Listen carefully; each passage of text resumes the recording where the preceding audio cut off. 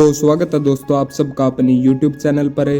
आज हम आपको द्रौपदी हरण के बारे में बताएंगे। आइए जानते हैं। अर्जुन के इंद्रप्रस्थ से दिव्यास्त्र की शिक्षा पाकर लौटने के बाद पांचों पांडव द्रौपदी के साथ काम्य वन में अपना आश्रम बनाकर रह रहे थे। तभी एक बार पांचों पांडव किसी कार्यवश बाहर गए हुए थे। आश्रम में केवल द्रौपदी, उसकी एक दासी और पुरोहित दोनों ही थे।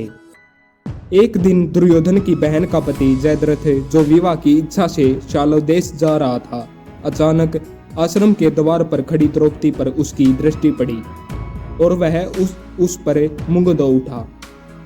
उसने अपनी सेना को वहीं रोक कर दिया। अपने मित्र कोटिकाश्य से कहा, कोटिक, तनिक जाकर पता लगाओ कि वह स्वराग सुंदरी कौन है। यदि यह स्त्री मुझे मिल जाए तो फिर मुझे विवाह के लिए शाल्व देश जाने की क्या आवश्यकता है। मित्र की बात सुनकर कोटिकाश्य द्रौपदी के पास पहुंचा और बोला, हे कल्याणी, आप कौन हैं? कहीं आप कोई अप्सरा या देवकन्या तो नहीं है? द्रौपदी ने उत्तर दिया, मैं जग विख्यात पांचों पांडव की पत्नी द्रौपदी हूँ। मेरे पति अभी आने ही वाले हैं, अतः आप लोग उनका आतिथ्य सेवा स्वीकार करके यहाँ से प्रस्थान करें। आप लोगों से प्रार्थना है कि उनके आने तक आप लोग कुटी के बाहर विश्राम करें।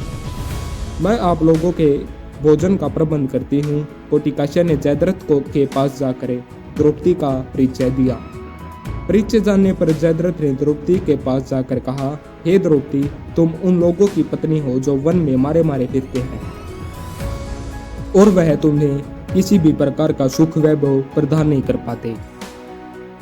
तुम पांडवों को त्याग कर मुझसे विवाह कर लो और संपूर्ण सिंधु देश का राज्य सुख भोगो। जयद्रथ के वचनों को सुनकर द्रौपदी ने उसे बहुत धिक्कारा, किंतु कामांध जयद्रथ पर उसके धिक्कार का कोई प्रभाव नहीं पड़ा और उसने द्रौपदी को शक्ति पूर्वक खींचकर अपने रथ पर बैठा लिया। गुरुदो में द्रौपदी की रक्षा के लिए आए तो जयद्रथ ने उसे भूमि पर पटक दिया और अपना रथ वहां से भगाने लगा। थोड़ी देर में पांडव आश्रम में लौटे। द्रौपदी के अपहरण का समाचार पाते ही भीम गदा लेकर जयद्रथ के पीछे भागे।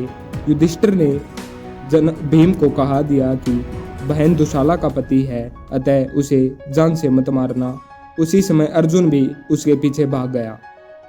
जयद्रथ द्रौपदी का छोड़कर भाग गया। भीम ने जयद्रथ का पीछा किया था तथा उसे पृथ्वी पर पटक दिया।